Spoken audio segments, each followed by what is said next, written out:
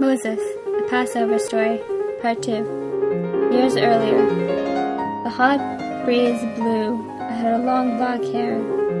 The edges of her hair just blew in the breeze on the air around her. The air was thick with heat, and she wanted a cool bath in the nice stream. But that wasn't her place to take a nice dip in the cool water. She was but a servant and a slave.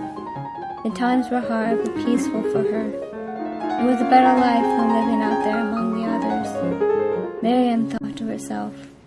The nice desert sun showed her brightly with the rays and splendor of what Pharaoh had to offer her. She would live here under his roof for the rest of her life. Miriam sighed as she dipped the jar into the stream to gulp up some of the nice cool water.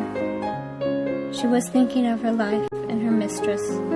One queen of the many queens lived within the place of Pharaoh. So hot, so hot. The big house was nothing more than a place of delight for those who dwelled in it. The queen's house wasn't anything fancy, but just the image of fate for a queen. The power was administered here at their own estate. Miriam pulled up the jar, placed it on her head. The queen wanted water from the stream. Such a peaceful day, in the midst of terror, spoken by the Pharaoh himself. Decree, death, destruction, slavery, punishment were all under the authority of the Pharaoh. He was all king of the land. Her dress draped over her body, covered but her breast barely, as it was just a white linen garment tied with shell beads. Not much to wear, but she was lucky to have anything.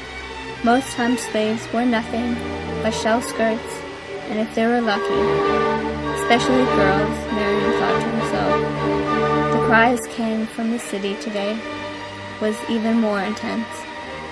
With the decree stated by Pharaoh, no wonder there were cries.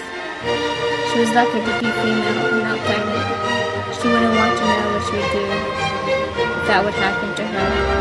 This decree was harsh, sad, mean, despicable, was the cleanest thing she could think of at the moment for what is happening to the Jews. She walked up the stairs back into the palace. The big house is where she's mistress lived. She walked up the stairs with the cries in the background. How could they live or sleep at night? They enslaved a whole population, her life included. She prayed to her God for a savior, for a life to set her free from these chains so she can be her own person. That's what Miriam wanted. But she had gotten used to be treated like an it, as she called the use of her work. Then again, she would be in the field, using her back to move those bricks to build.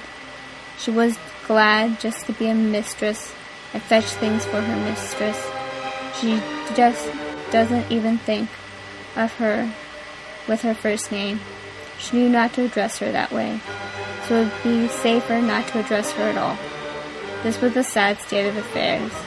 How could it be so? She just couldn't think of a thing. She wanted to rebel. She wanted to kill Pharaoh. She wanted to take this jug and slam it over her head and be rid of him. That would get her killed, but at the expense of what and who. She had no family that she could remember. She was useful, as her mistress put it. That is what she said around her. They enslaved her and enslaved people because they posed what she heard him say a threat. Of course they do.